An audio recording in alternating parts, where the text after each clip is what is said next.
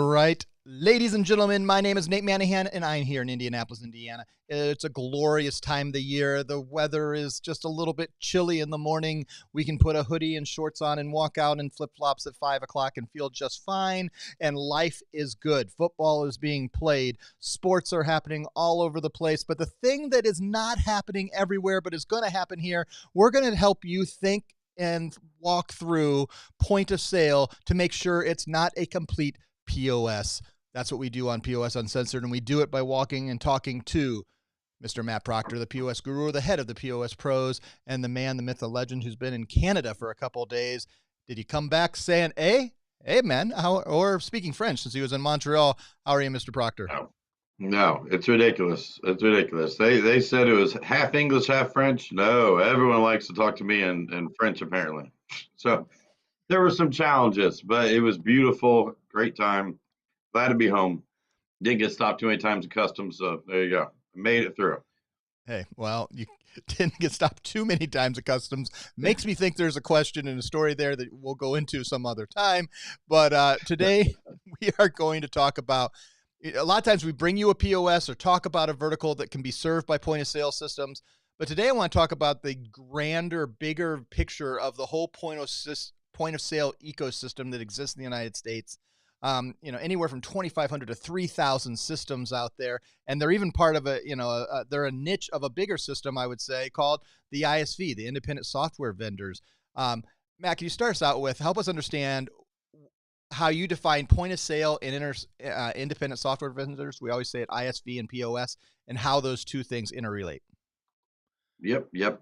And sometimes they're one and the same, guys. When I think of an ISV versus just a point of sale vendor, an ISV might not even have hardware yet, for the brick and mortar, or it might be a different type of software they just developed that's very good for a specific industry, but they're not ready yet to be a full-blown point of sale where it's being used by customers, merchants alike, and their staff. So, you can be an ISV, in my opinion, much earlier than you get to be a full-blown, point of sale software solution for a merchant. So sometimes it's just an online presence, or it's a B2B presence, or something like that. So, but Nate, I'd love to hear your opinion on it too. Well, the difference kind of between the two. Well, I think a lot of it is that it's not that there's so much difference, is that ISV probably encapsulate, I kind of see it the bigger circle, in POS, I don't know a percentage, but point of sale is like a 30 or 40%. And then there's so many software that need payments. And so, and people can Right. then resell that. And a lot of times, I'm going to be really honest, the one who owns that particular portion of the market is Stripe. And really, the payment side has not, we've kind of, what we consider our traditional payment side, we have owned the point of sale market. Now there's a lot of crossover and there's a lot of competition, and we're trying to figure out, okay, when is it time to put that energy into it? I'm going to add one other that we didn't talk about beforehand in our prep, but I think it's to add in, because when I was first going in this world, I heard these terms: POS, ISV, and then VAR, value added reseller. How do you define that, and where does that play into the ISV and the POS? Well, and having that the VAR is huge because it really just opens the door and more opportunities for our partners to be able to work with different softwares. Maybe some that we have not done worked with in the past. Maybe some that you have found out and about and realize that this is a value add for my merchants, and they might not be going directly through us yet, but we can get them to that point. Or you can work with their software through obtaining the VAR and being able to actually get the processing through their software. And so it's really just added value, because the goal is, how can you work with more and more of these different softwares? Okay, whether it's a full ISV, whether it's just a point of sale side, how can you get connected and help more agents or more merchants? Sorry.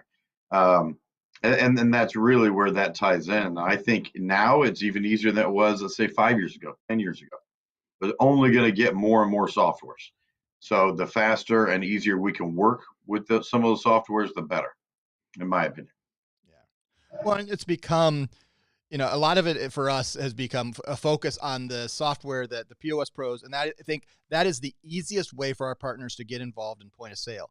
But if they wanted to, if they come across another piece of hardware that is serving a niche, whether it's maybe restaurant or maybe it is something extremely niche. We were just talking, maybe it's servicing golf courses or libraries, or, there's a lot of them. There's a lot of target right now in Dry CBD cleaners, and, yeah. well, yeah. What were you going to say? I couldn't. Oh, sorry, it's dry cleaners. Dry cleaners. Yeah, Yeah. Yeah. That's yeah, been one, very specific. and they tie into it, or, and so, and I remember, because we a lot of times talk to the POS pros team and see what we have to offer, but you may come across a POS that is already serving that niche that you may want to engage with. So let's start with the first question. What are the first questions you would ask, Matt, just to decide whether this is worth engaging with, or should I just pass and try to use one of the systems POS Pros has, or something else they've integrated with before, versus choosing to start thinking about partnering with a new point of sale system or a new software that is available to them? What are some of the first questions you would start thinking through when it's trying to be agnostic to the vertical? Obviously, you want to make sure it serves the vertical well, but what are other Right, things you right. would ask?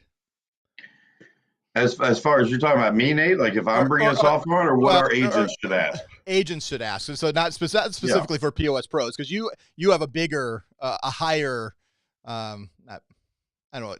It's not like we're more important, but you're going to bring something in that needs to be able to go to a bigger scale than most of our right, partners are going to right. work through. So, but if they're going to start talking and walking through a software, especially because I think a lot of our partners sometimes come across, new people that are creating a point of sale and they haven't even put them in a location yet. There's a software Absolutely, yeah. vendor that is working with one of our partners, walking in the streets of their hometown. The two startups, you would know them but I didn't ask about it, but I know they're walking, because they're not going to do this for all of them, but they're walking with our partner through the streets of their hometown, helping sell their software to their merchants, because they're just starting out. And you come across these Yep, softwares that are just they're doing something new, something unique that they think they're doing, or serving a new vertical, or doing it in a different way. And you got to start thinking, okay, is this worth, because really the question is it worth my time? What are some of the quick ways you can absolutely. identify that? Well, I mean, find out right away if it's proprietary. I mean, obviously, we all know there's some point of sale systems out there that are owned by credit card companies. Okay, so right away, find out if they're agnostic or if they're locked down. The majority of the time, they probably are processor agnostic, which is great. So find out existing platforms. A lot of them come up to me and say that, oh yeah, we're processor agnostic. We can work with whoever. Like, okay, well, you have to work through EPX and go through our certification, because that's the platform we'd like to use. So if they do say that and they are willing to work with First Data and Global or TSYS or whatever it might be, that's when the next part of the conversation goes of, who can we get in touch with on the programming side, on the ownership side to be able to go through with that process? And is that something they would entertain? Because you have a lot more business. Then you're kind of pitching them. I have a lot of businesses I could bring to the table if this is something we can do. We can move over to this platform. Obviously, if you talk to them and you find out, no, absolutely not, this has to go through, they got it from their bank, so it has to go through First Data, through their bank, then don't waste your time. The point of sale is not going to switch over and do any other platforms if they're owned by a processing company. So all the Heartland systems, don't go after those.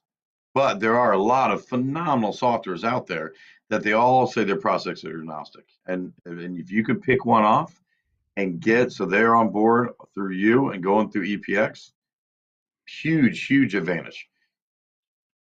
I think so. And one of the things Matt, I was thinking as you were talking, one of the things I would try to figure out is what their end goal as that point of sale is. Do they want to be acquired? So let's say they're agnostic at this point, but what's their goal? Do they want to be acquired by one of the big processors? They want to be acquired by NAB Holdings or EPX and actually become or get First Data to buy them or one of those, or are they looking to become more of a independent software vendor? They're going to be independent. They're going to serve as many different, they're going to do it through outside sales mostly or inside sales. Because you also want to identify, are they going to compete against you or are they going to help you? What's their goal? Correct. You're right. I mean, there's very few of our systems that are only outside sales, but there is certainly you don't want that to be 80 inside sales and 20 outside because you're going to compete against them.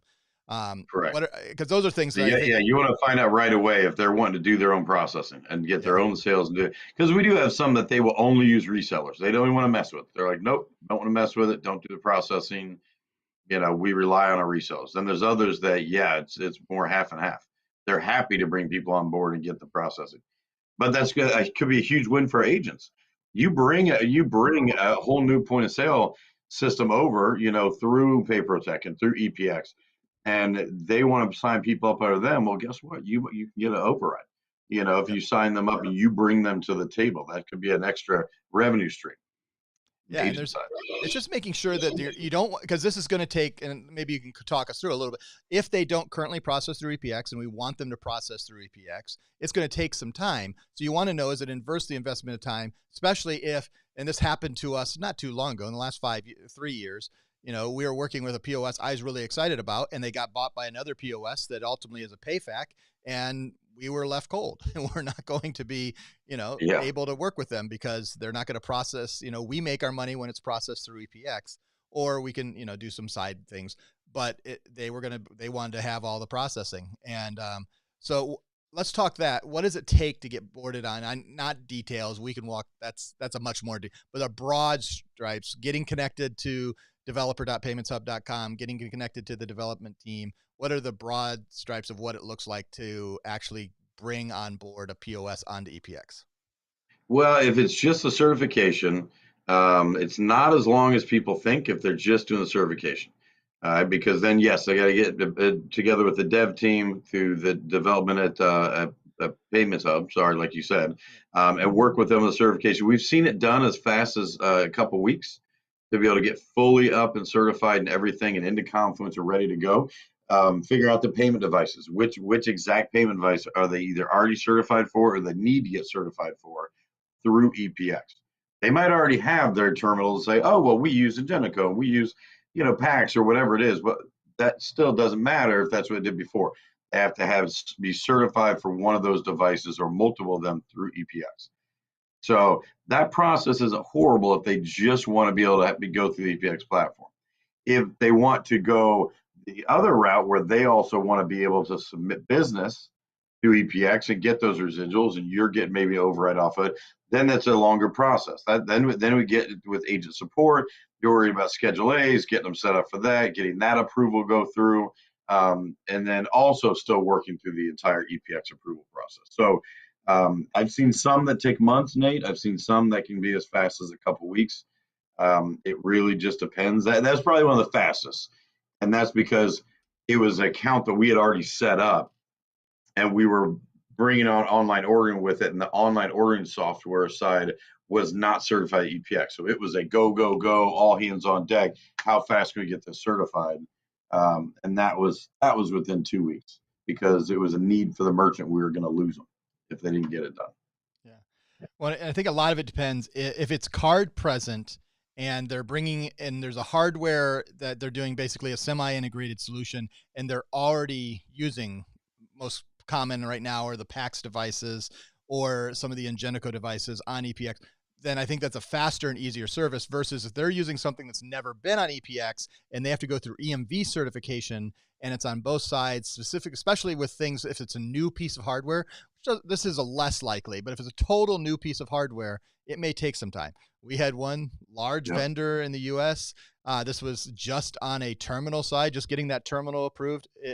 Now, part of it was on both sides. It takes time, priorities, but it took 14 months. It took a lot longer than we thought it was going to. Sometimes that can be done in 2 to 3 months. It just depends. And when there are mistakes, you get bounced to the back of the line.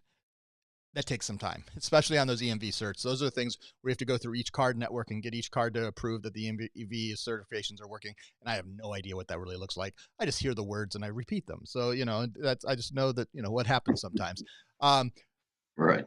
when have you, Matt, because I would say most of our partners choose to work through you or with an existing reseller that already may sell some of, and it's, not, you're not a reseller. POS Pros isn't a reseller, but they're offering reselling and they're already doing EPX. But those who want to start down this process, there are reasons to do it. What would be the reasons you wouldn't do it? Well, I mean, you lose the support and the I guess the hardware assistance from our office. I mean, that's a huge advantage of going through us and going with one of our systems that we've already been working with for years. We've already gone through this process with, so that we can help with discounts towards the hardware or promotions. You go outside of that, and that's totally fine too. You're paying whatever the basic MSRP price or whatever that POS software wants to charge. You and the merchant. So, 100% and go down that route, especially bringing, them on board.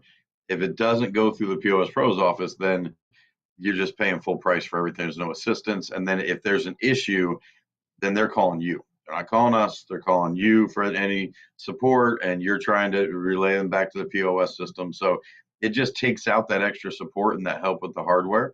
But we have some agents that do it. There's one system, Nate, and you'll remember who they are, that we don't work with them anymore because we had a lot of issues during the pandemic.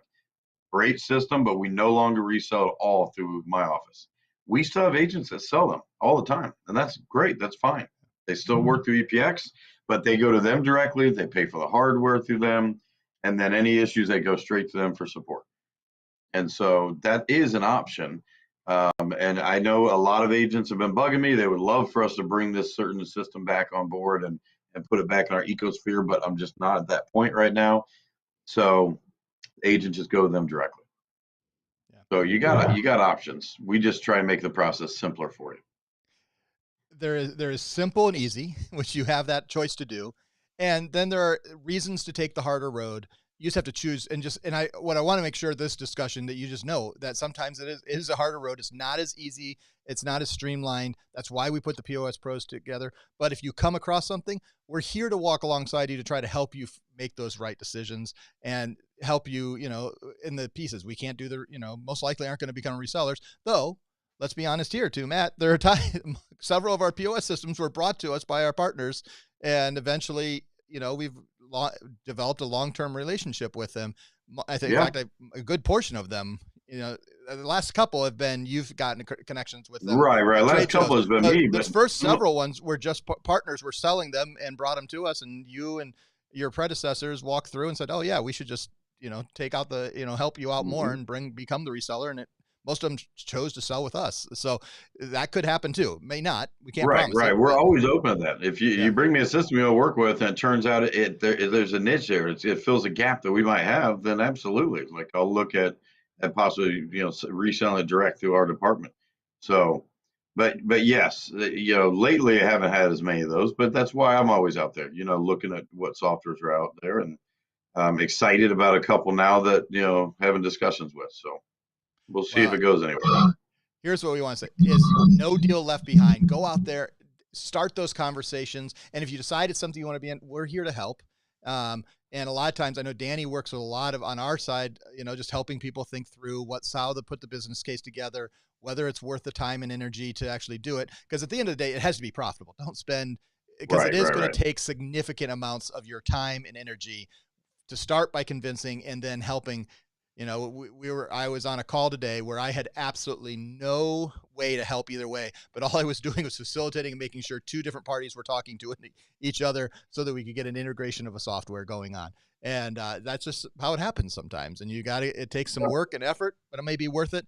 And we're here to help. But 95% of you, probably even higher than that, are just going to choose to use the POS Pro Steam because that's what's best for you and the easiest for you, and it's going to be the most profitable for you long term. And you're going to help the most merchants because the POS Pros have done all that work ahead of time. But you may want to do this too. And we're POS Uncensored. We tell you the way it is. Oh yeah, tell That's you exactly. exactly the way it is. Yeah. All right. That's that conversation this week. Matt, closing words, closing thoughts on. This is a totally kind of tied to this, but where are you feeling like point of sale systems are innovating and changing and growing as fast as they should be to help merchants? Are we in a lull, or is it just kind of, or is it going the wrong way? What's your feeling about point of sale as a industry right now in helping US merchants? I do feel that point of sale is keeping up right now with industry demand and with the changes that really have to happen all the time to be able to keep up with new technology and things like that. I've been pleasantly surprised over the past 18 months to see how fast and how quickly the industry's changed. And when I say that, I mean as a broad spectrum for retail, for restaurants, for salon, whatever it might be. I've been very pleased to see what these softwares are doing and constantly changing and evolving. Now, some don't; they sit there stagnant. And you know what? They might still sell a whole bunch now, but we don't know where they're going to be, in 10 years. But it's the ones that are out there that are making these active moves and developing new softwares and analytics all the time. They're the ones that we're going to be talking about, still in 10, 15, 20 years from now. So yeah, I see a good trend. And when we were at the National Restaurant Show, Nate, it was good to see some of the new things that were out during that time. That was a great show. So we'll talk about that more. We'll recommend that again for our agents to get to. Yep. We'll talk about that. It's coming probably right around the first of the year. This has been another episode of POS Uncensored, where we make sure your point of sale isn't a complete POS. On behalf of Matt Proctor, I'm Nate Manahan. We'll see you next time right here Thanks, on YouTube. guys. See you guys.